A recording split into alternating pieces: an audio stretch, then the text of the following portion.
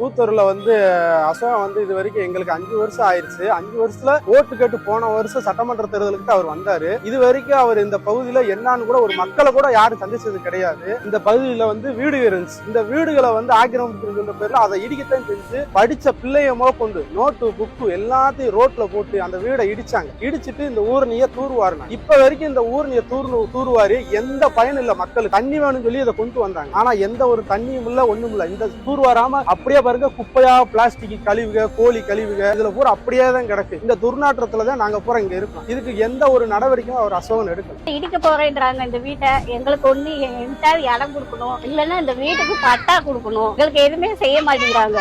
பற்றாக்குறைக்கு எங்க தெருவு மக்களுக்கு வந்து தண்ணி வந்து வாரத்துல 8 நாளைக்கு ஒரு டைம் தான் நல்ல தண்ணியா வந்துச்சு. ஆனா இப்ப எலெக்ஷன் சட்டமன்ற தேர்தல் வர்றதுனால 3 நாளைக்கு ஒரு வட்டம் நல்ல தண்ணி வருது. இது எப்படி?